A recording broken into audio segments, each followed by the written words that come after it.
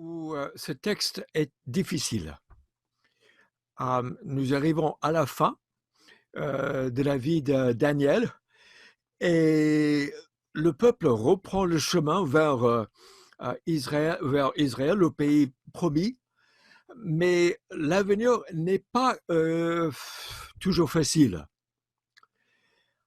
Et j'ai dû lutter avec ce texte parce que pour moi, le, le texte a été encore un défi.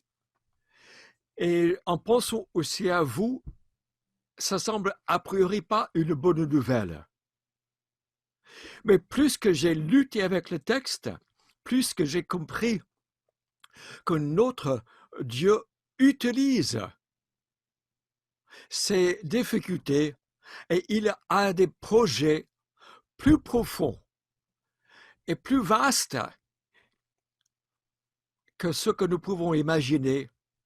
Et c'est pour cela que finalement, euh, je vous invite à suivre ce que Dieu peut nous dire, parce que ce qu'il a dans ces situations, par où il nous fait passer, sont pour notre bien, mais qui dépassent souvent notre compréhension pour nous faire arriver à ce qui est, selon lui, bien meilleur.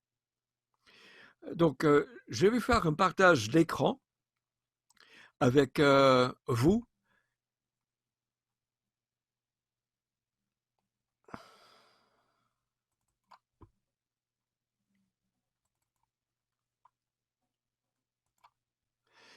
Donc, Dieu prépare son peuple. C'est le thème aujourd'hui. Et Dieu, il a des projets énormes. Il est à l'œuvre en vous et pour ce monde. Daniel a vécu déjà 70 ans de la captivité. Il est entré comme un enfant de 14 ans et maintenant, à 70 ans, plus tard, il a 94 ans, voyons, il ne rentre pas et il voit dans la prière et dans la réponse que Dieu lui donne que ce temps sera bien difficile. Dieu, par ses anges, lui ont dit que 77 ans, 7 ans plutôt, seront réservés pour un peuple. Donc déjà, pour que le Jérusalem soit reconstruite et le temple, que le Messie vienne. En Daniel 9, 24, c'est prédit, et puis Jérusalem sera détruite de nouveau. Il reste une toute dernière septaine après le Messie, et ça c'est la période où nous vivons, une période où Dieu permet, de par sa patience, que les gens viennent à la connaissance de Christ. Et puis, il y a une alliance, une dernière semaine, dernière 7 ans, qui sera rompue, et puis tout l'enfer va se déchaîner sur terre. Et déjà, dans cette période entre le Messie, nous voyons pourquoi ces choses. On peut dire, mais ne me dites pas la fin. Si vous avez raté la fin des films ou des romans et vous ne savez pas comment ça se termine, c'est frustrant. Et donc, quelque part, Dieu veut, par grâce, que nous connaissions la fin. Il y aura plein de surprises, mais le dénouement, la fin est heureuse et il veut qu'on s'accroche. Peut-être que vous passez par des difficultés en ce moment. Peut-être que, certainement, nous passerons tous par des situations que nous ne contrôlons pas. Et là, Dieu veut qu'on sache quelle est la fin, où il va, et que c'est lui qui conduit. Il veut vous dire donc la fin. Comment donc bien terminer sa vie? 3 choses. Dans ce dernier chapitre de Daniel, Daniel 12, Premièrement, ayons une perspective, gardons les yeux élevés, fixés sur l'horizon, fixés sur Dieu. Dieu est à l'œuvre. C'est pas que le diable, c'est pas que le problème. Il y a aussi un Dieu à l'œuvre. De deux, soyons perspicaces, donc comprenons. Comprenons les voies de Dieu, comprenons aussi l'action de Dieu et voyons comment il est à l'œuvre dans votre vie, dans vos circonstances. Et quand on le comprend, on peut se réjouir, on peut espérer, on peut aussi voir la fin de ces actions en nous. Et de trois, donc, il nous purifie. Il le faut, parce que notre destin est si élevé. Sa présence est si sainte et ses bienfaits si bons qu'il nous faut donc élaguer ce qui nous encombre, les choses moindres qui peuvent nous distraire, nous satisfaire, afin que vraiment il nous donne un héritage digne de Dieu, digne de son peuple, avec repos et d'être debout pour le recevoir. Donc, premièrement, une perspective. Regardons le royaume. Et quand on a les yeux que Dieu donne, on a les yeux spirituels, les yeux que son esprit éclaire. On peut voir qu'il est à l'œuvre, qu'il est en train déjà de nous aider. Et aussi, il veut nous ressusciter pour bien plus loin. Que les malheurs et les souffrances et même les épreuves ne sont pas la fin, mais les moyens pour nous préparer vers ce fin. Le premier verset commence avec une perspective de Michel, le grand chef, un archange. Même avant que Dieu nous dise qu'il y aura des difficultés, il dit d'abord qu'il y aura déjà l'aide et le secours, que lui-même, il est à l'œuvre et il n'épargne pas des petits moyens. C'est un grand chef, Michel. Alors, le mot chef ici est le mot ambigu. On ne sait pas si c'est un chef spirituel ou un chef politique ou un chef présentiel. Et quelque part, on voit que derrière, dans ce monde, il y a des puissances. Mais aussi, ce chef spirituel et les anges se révèlent. Certains dans la Bible, Abraham et Jacob, ont eu le privilège d'être d'une visite angélique, où Dieu lui-même, qui est de l'autre côté de ce voile dans ce monde, pénètre et se dévoile d'une façon plus spectaculaire. Et Michel est engagé pour le peuple de Dieu. On peut compter sur son aide.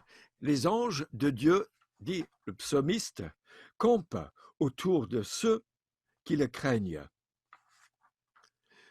De deux, ce sera une période de détresse, telle qu'il n'y en aura pas eu de pareil depuis qu'une nation existe jusqu'à cette époque-là. C'est-à-dire qu'en s'approchant vers la fin, les choses vont se corser. L'ennemi va se lever. La bataille va être féroce. Et peut-être dans votre propre vie, vous avez éprouvé les difficultés qui vous dépassent. Et souvent, comme nous verrons, et nous le savons, les peuples de Dieu souffrent et il nous prévient. Quand j'étais au lycée, je faisais de l'athlétisme. Et à un moment donné, je me suis blessé. J'ai déboîté un coude. Et ça fait très très mal. Je suis arrivé à l'hôpital et 2 jours après, quand la circulation ne s'est pas rétablie, le médecin est venu à mon chevet pour me prévenir. En tant que jeune, j'avais peut-être 16 ans, qu'il devait opérer sur le coude si la circulation ne s'améliorait pas. Pourquoi me dit-il ces choses déplaisantes? Uniquement, je pense, pour que je me prépare. Que moi, en tant qu'enfant, en tant que jeune, je ne me décourage pas, je ne sois pas surpris par des situations qui vont venir, mais que je me prépare et je me fortifie. Et je pense que de même, notre Père céleste et Dieu de ce monde et Sauveur de ce monde sait que parfois, il nous conduit par des situations difficiles qui vont nous dépasser, des situations même douloureuses. Et là, il nous prévient, par amour, pas pour nous décourager, mais pour qu'on s'accroche, qu'on se prépare. Notamment, on a un adversaire. Quand on se met en marche, il y a un antéchrist. Et il faut, dit la Bible, dit l'apôtre Paul, révélé par Dieu, que l'apostasie arrive d'abord et qu'apparaisse l'homme de péché, le fils de la perdition, l'adversaire. C'est lui qui s'oppose. Il s'élève contre tout ce qu'on appelle Dieu ou qu'on adore et en se proclamant lui-même Dieu. Il fera donc par la puissance de Satan toutes sortes de miracles, signes et prodiges mensongers. L'Antéchrist, avant le retour de Christ et après la résurrection de Christ, nous qui suivons le Christ sommes bataillés, opposés. Et la tactique de l'Antéchrist est qu'il s'exalte. Il s'élève comme celui qui se fait Dieu. Il réussira pour un temps. Il va essayer de vous montrer que c'est lui qui gère, c'est lui qui a un contrôle et qu'on le suive. Et puis, il va s'opposer. S'il ne peut pas vous induire à l'erreur, à la tentation, il va vous opposer, tête à tête. Les projets de Dieu.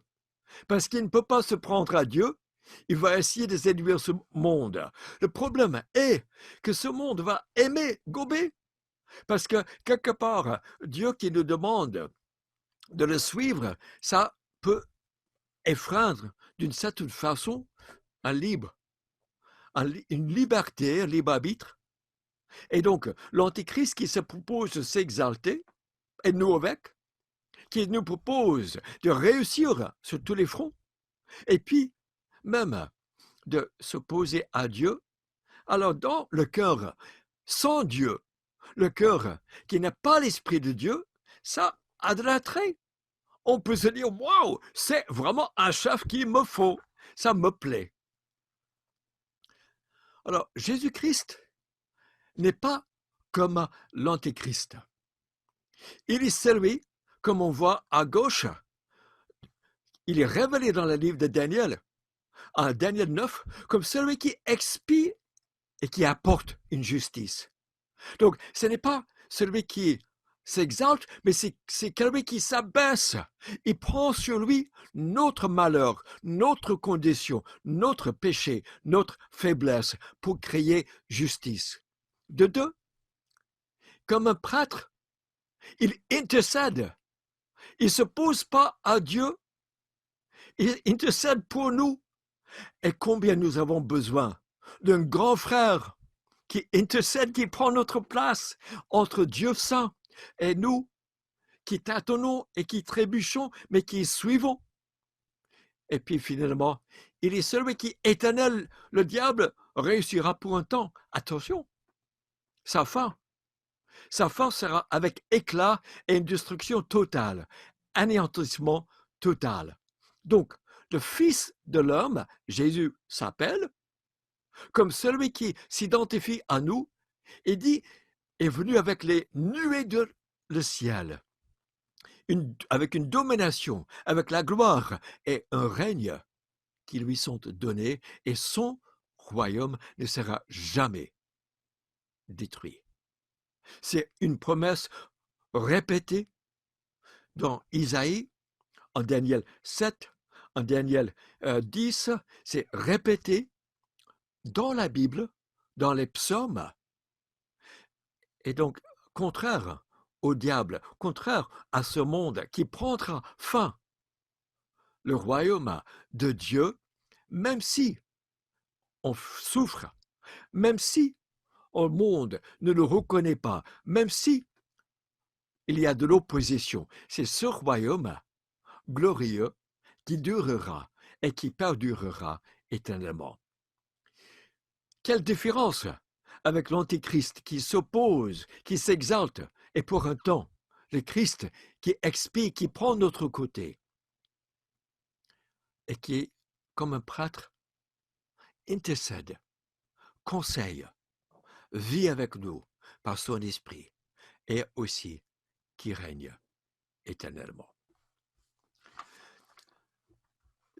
En Daniel, ce livre apocalyptique, comme dans la Bible, Apocalypse, qui reprend les mêmes termes, et Jésus en Matthieu 24 et 25, j'ai vu une corne, image de puissance, faire la guerre aux saints et l'emporter sur eux. Il opprimera les saints, et les saints seront livrés à son pouvoir pendant un temps. Puis, le jugement viendra, et on lui retirera sa domination. Elle sera définitivement détruite et anéantie. Jésus donc, est-il pas compris? Un royaume éternel, oui, on lit d'un royaume éternel. On lit de quelqu'un qui est en haut dans les nuées. On lit de ce Fils de l'homme. Donc, le souverain sacrificateur, il lui pose la question, identifie-toi, qui est qui?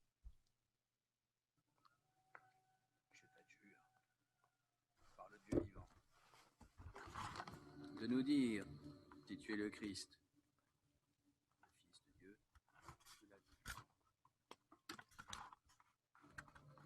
Mais si je vous le dis, vous ne le croirez pas.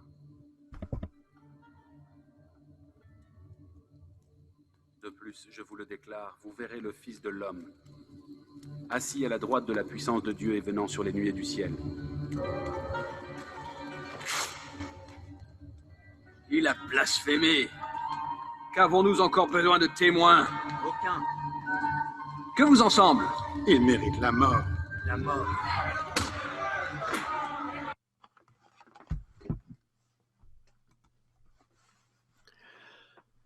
Et quelqu'un qui ressemble donc à un fils de l'homme est venu avec les nuées du ciel. Il s'est avancé vers l'ancien des jours et on lui a donné la domination, la gloire et le règne, et tous les peuples l'ont servi, et sa domination est une domination éternelle. C'est ça que Jésus a dit. On veut savoir qui je suis, et il cite Daniel 7, un simple fils de l'homme, mais caché. Et pour le temps, nous suivons le simple fils de l'homme. Celui, ceux qui en crachent, on peut le rejeter parce qu'on ne veut pas ce Dieu-là qui règne sur nous. L'homme est tellement contre Dieu et rebelle. Mais Jésus lui dit cache. Le Fils de l'homme, il aura sa domination éternelle. Et à nous qui le suivons, c'est aussi notre lot d'être rejeté, d'être combattu, d'être méprisé, mais aussi, comme le Christ, de le suivre dans les nues. Et ça pour éternité, pour une domination éternelle. Question donc, votre nom est-il inscrit dans le livre de vie? C'est ce que Dieu dit en Daniel 12, le verset 2. Dieu est à l'œuvre et il veut que votre confiance soit certaine. Que si vous avez mis votre confiance en lui, c'est Dieu lui-même qui ne va pas vous oublier. Si vous avez mis votre confiance en ce Dieu, c'est Dieu lui-même qui vous appelle. C'est Dieu lui-même qui vous met dans son livre parce qu'il veut vous-même dans son ciel. Et ça pour l'éternité. Et c'est Dieu qui agit. C'est Dieu qui est le mot qui importe. Le dernier mot est un mot donc qui choisit, qui conduit et qui vous conduit. jusqu'au bon port. Pendant la Réforme, il y avait un combat terrible pour la vérité, d'un évangile qui sauve, d'un Christ sauveur. C'est pas la religion, c'est pas la tradition, c'est pas l'Église, c'est le Christ. Et Luther était si conscient de ce combat qu'à un moment donné, il jette son encrier de l'autre côté de la pièce vers ce qu'il imaginait ou pensait d'être là une présence démoniaque. Et on sait qu'il y a des batailles dans nos vies, mais on sait aussi qu'il y a un Dieu qui prend place, et on apprend ces choses. Voici la cantique que Luther avait écrite pendant ce temps.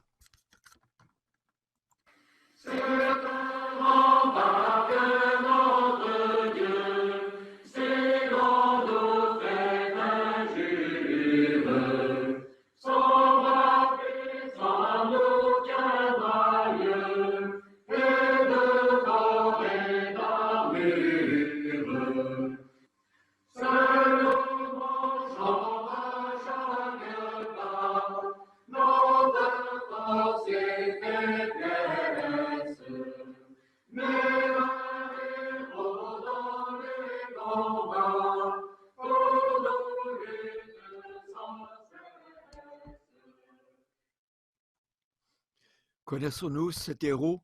C'est ce que Dieu vous montrait, qu'au-delà de notre force, qu'il y a un Dieu qui pense à vous, qui inscrit votre nom, qui donne ses anges pour vous soutenir, vous protéger.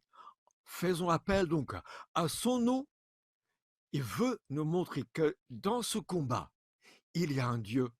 Il y a un Dieu qui combat pour vous jusqu'à la croix, jusqu'à la mort, jusqu'à même à l'enfer pour vous sauver. Il ne va pas vous lâcher. Prenez donc sa main. Faisons-lui confiance.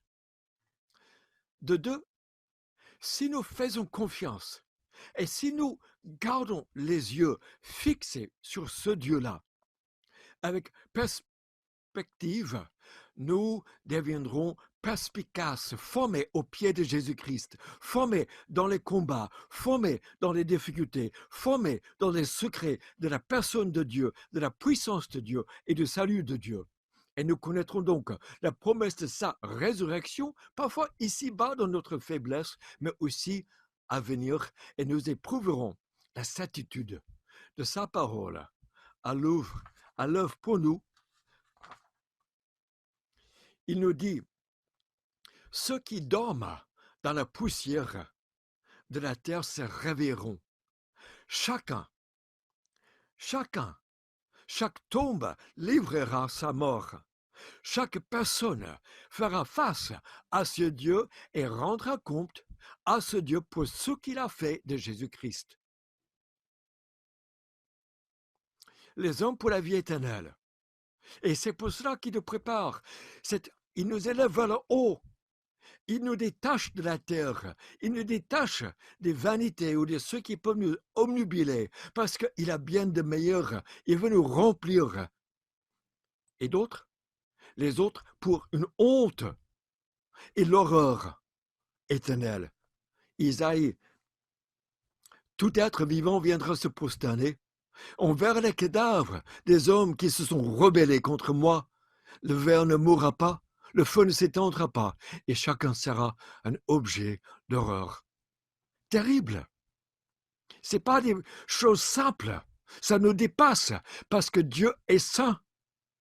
Et ce Dieu-là, dans le ciel, n'aura pas de place pour les choses qui ne sont pas pures. Donc, il ne purifie pour son lieu, comme son peuple. Mais cette souffrance n'aura pas pour nous le dernier mot. C'est plutôt la résurrection pour la gloire, l'honneur et la vie éternelle. Et ceux qui auront été perspicaces brilleront comme la splendeur du ciel. Donc, dans cette oppression, dans ces difficultés, laissons briller, n'ayons pas honte. Vous brillerez comme pour les autres. On n'allume pas une lampe pour la mettre sous un boisseau, mais pour qu'elle brille, et dans les ténèbres, nos petites lumières mises ensemble doivent briller, parce que ce monde a besoin des gens qui comprennent, qui sont perspicaces et qui comprennent qui est ce Dieu, comment lui il agit, comment lui il bénit, comment lui, et parmi nous, il nous nourrit, il nous fortifie, il nous protège, il intercède pour nous, il a ses anges qui campent autour de nous, et ce sang coule pour nous quand nous défaillons. Et nous qui comprenons, nous voyons à l'intérieur même des souffrances, même des difficultés qui peuvent et qui vont nous dépasser. Un Dieu qui est présent, qui agit, qui lutte. Et dans tout cela, il vous prépare. Et ceux qui auront compris ces choses, ils seront ceux qui vont enseigner la justice. Un Dieu juste qui aime ce monde. Un Dieu juste aussi qui aime son prochain. Et nous serons ceux qui reflétons, qui brilleront comme des étoiles dans les ténèbres, cette lumière glorieuse de Dieu déjà ici-bas pour briller pour l'éternité. Dieu dit donc par la suite à Daniel, tiens ces paroles cachées et marque-les d'un sceau. Un sceau parce que ces paroles sont infaillibles. Dieu a mis son propre sceau sur ces paroles. Ça ne va pas changer. On peut y compter. Et ces paroles de cette promesse de dénûment d'un peuple de Dieu, où lui-même Dieu prépare, purifie, veille, c'est Dieu qui conduira ce peuple jusqu'à enfin Dieu met son sceau sur ce peuple et Dieu met son sceau sur ces paroles. On les garde, on les transmet, on les donne avec certitude aux autres, on les met en pratique et on voit à quel point Dieu est bon, même dans la souffrance, malgré la souffrance, Dieu est fidèle. Alors, beaucoup seront perplexes dans les moments de difficulté. On voit dans les difficultés autour de nous les agitations, les manifestations, les batailles, les perplexités, et la connaissance augmente, sauf la connaissance d'un Dieu qui accompagne, qui donne grâce, qui pardonne, qui réconcilie, qui bénit, qui donne vie là où il y a mort, difficulté, doute et problème. Pour rassurer Daniel, c'est la dernière parole, la dernière rencontre entre Daniel et son Dieu qui nous est enregistrée. La parole est revenue donc à une vision où un ange pose la question, mais c'est quand ces choses? Ça semble tellement compliqué, c'est pour quand? Et donc, on voit l'homme en lin, comme un prêtre, comme celui qui était apparu à nos côtés, apparaître et il lève les deux mains, pas un seul pour assurer, mais les deux pour dire que ces choses sont vraiment attestées. Il jure en plus, pour celui qui vit éternellement, ce sera dans un temps, 2 temps, la moitié d'un temps. Donc, peut-être on était après ça comme 3 ans et demi, vraiment à la fin, juste avant qu'ils nous reviennent. Mais quand la force du peuple saint sera entièrement épuisée. Quand nous, on n'a plus de recours, Dieu se manifeste. Quand nous, on met la main dans sa main parce que nous, on a vraiment le genou à terre. Quand nous, on peut à peine lever les yeux vers les cieux parce que la bataille, on est si fatigué que là, notre force est tellement épuisée que lui, il nous assure en personne que lui, il gère. Alors, si on peut comprendre un peu ces événements historiques entre la croix et le retour de Christ, on voit que l'Église sera enlevée, qu'il y aura une grande tribulation où vraiment tout se déchaîne contre un peuple qui se tourne vers Dieu en dernier moment. Et là, le Christ revient, les justes ressuscitent et règnent pour 1000 ans après que vient le jugement. La résurrection des méchants pour être rejetés dans l'horreur pour l'éternité. Mais le Christ revient donc. Et avant qu'il revienne, une bataille terrible. Et peut-être pour vous-même, dans votre souffrance, c'est parce que Dieu est à l'œuvre dans votre vie, parce que Dieu veut bénir, Dieu veut donner une percée extraordinaire pour vous fortifier, pour vous révéler les choses que vous n'avez savez pas encore. Sachant que quand on s'approche du cible, il y aura de plus en plus de flaques. Parce qu'on s'approche. Et l'ennemi le sait. Donc il tire de toute sa force pour nous arrêter. Fortifiez-vous. Gardons les yeux fixés sur le royaume, sur ce Dieu. Dernière question. Pourquoi? Dernière question. Mais est-ce que ça va terminer comment? Et c'est Daniel lui-même qui pose cette question. À 14 ans, il est engagé. À 94 ans maintenant, il voit le peuple revenir. L'exil est terminé, mais pas les difficultés. Et il demande, ça va se passer et se terminer. Comment? Je ne les verrai pas, je ne rentrerai pas. Mais je veux savoir, peux-tu me dire, Dieu, quelle sera la fin de ces choses? Alors, le pourquoi ce monde, avec Claude François, chante comme d'habitude, je vais vivre ma petite vie. On fera semblant, comme d'habitude. Et comme d'habitude, on fera semblant. C'était la chanson du siècle, selon France 2, du siècle passé. C'est « Je vivrai donc à ma façon », Frank Sinatra l'a repris aux États-Unis en anglais pour dire « C'est ma façon qui compte, je vivrai comme je veux pour moi-même ». Mais c'est short, c'est vraiment short. Si c'est que pour ici-bas, et pour après de dire qu'à ma façon, et je n'ai que moi, c'est vraiment, vraiment short. Ça ne nous satisfera vraiment pas. Et donc, Dieu, dans sa grâce, ose nous déranger. Et dans son amour, il intervient pour nous déranger. Et pour nous rappeler que si on s'accroche qu'à ces choses et à soi-même, c'est vraiment short. Et parfois, donc, il a besoin de nous faire tomber, qu'on se relève plus haut, on se tourne vers lui. Et parfois, les choses sur lesquelles on s'accroche, Dieu est obligé, avec amour et grâce, de nous les enlever. Il est à l'œuvre, donc, pour nous purifier, pour nous rendre perspicaces et persévérants.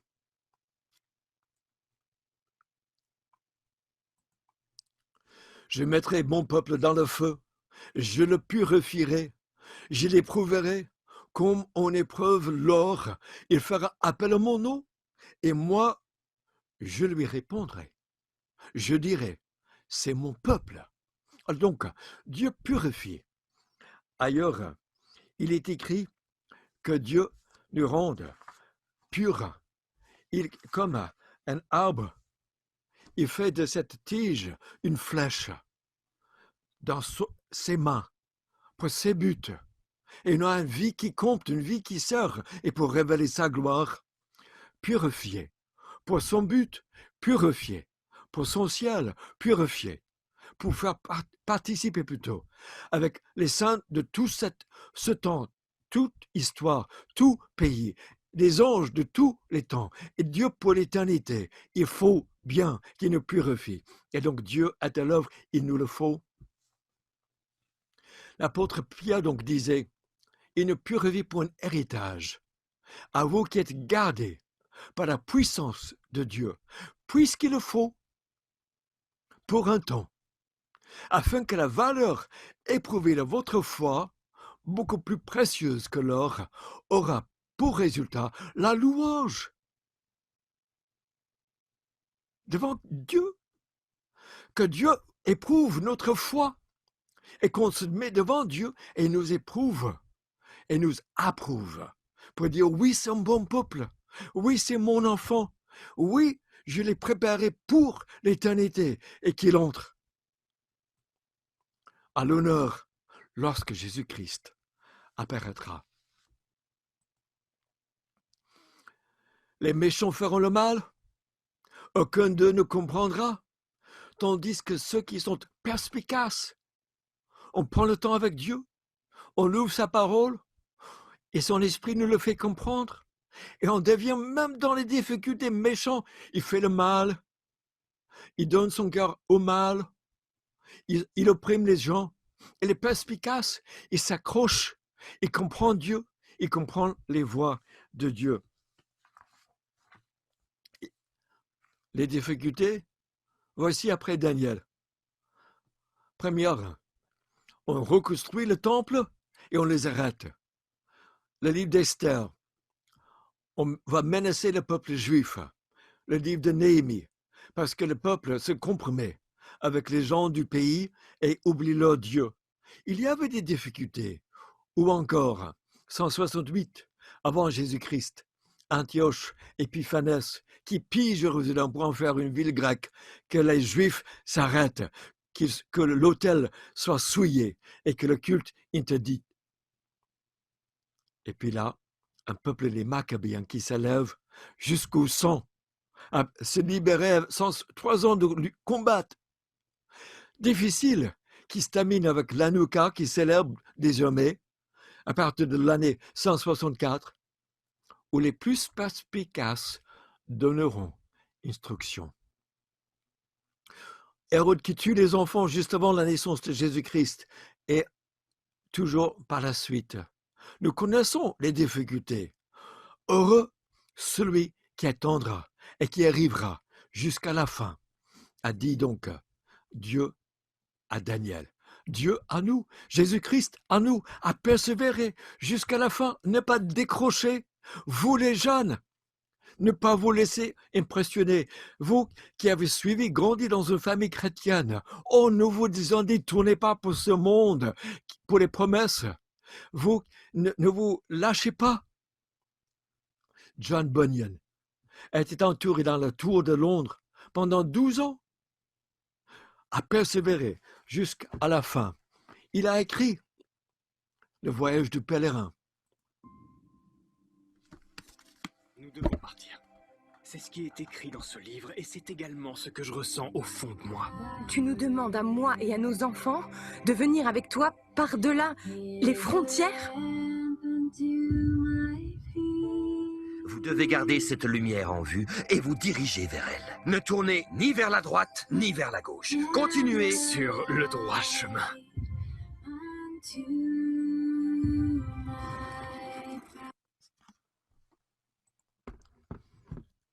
Dans les difficultés, Dieu donne une grâce. Bonhoeffer, pendu pour la résistance protestante contre Hitler, fut pendu en 1945, un mois avant que la libération des camps de concentration. Ou encore C.S. Lewis, auteur de Narnia, qui par les BBC a proclamé la parole de Dieu sous les bombes à Londres, sous les bombes de la Luftwaffe, ou encore la Chine, je vais passer à cause du temps, mais qui témoigne extraordinairement de la souffrance du peuple de Dieu. Et la Chine, c'est fortifié, ne s'est pas régimé. Les chrétiens chinois s'attendent à être persécutés. Et dernier mot que Dieu dit à Daniel, d'un tout dernier verset. Quant à toi, Et si ton nom est inscrit ce matin dans le livre de vie, Dieu peut le dire à toi. Il a une parole pour toi. Il te donne son esprit. Il a un message pour toi, un plan pour toi. Et si ce n'est pas encore le toi, oh, ne le résistez pas, n'attendez pas. Mets ta confiance en lui. Et toi, marche vers ta fin. Chaque homme, chaque fin marche vers la fin. Certains, avec des involtes, ils sont terrassés devant ce Dieu devant qui ils doivent rendre des comptes. Marche vers ta fin si tu es un enfant de Dieu, car tu te reposeras. Tu te reposeras. Voici le moment de la détente, Isaïe 28. Laissez se reposer celui qui est fatigué. Il vous donnera du repos après vous avoir délivré de tous vos ennemis qui vous entourent. Il vous établira en toute sécurité. Deutéronome 12. Du repos, mais vraiment, vraiment, pour votre âme. Pour tenir debout. Ceux qui tiennent debout devant Dieu sont ses serviteurs, comme devant un roi majestueux, par respect et prêt à faire sa volonté, et par fidélité et loyauté. Soyons debout, comme l'ange Michel qui était debout au début de ses combats, comme Jésus-Christ l'homme en lin sur le fleuve qui coule des difficultés. Soyons un peuple debout, et tu seras, à la fin des temps, debout pour recevoir ton héritage qui ne flétrit pas jusqu'à la fin des jours. Comment bien terminer? Perspective. Gardons les yeux fixés sur le royaume avec l'aide divine, perspicace, à comprendre. Dieu a des secrets qu'il révèle à ceux qui s'attendent à lui pour enseigner, et combien il va bénir ceux qui ont reçu ces choses pour aussi, de par leur vie, de par leur situation, les enseigner aux autres, dans leur famille et aux autres autour d'eux. Et combien aussi il veut nous purifier pour nous mettre debout devant lui, pour vous donner du repos et un héritage. Jeunes chrétiens expérimentés, voulez-vous vous engager ce matin? Voulez-vous persévérer dans ce combat? Sachez que Jésus, l'homme de l'un, vous accompagne. De deux, l'ange de l'Éternel campe avec toi.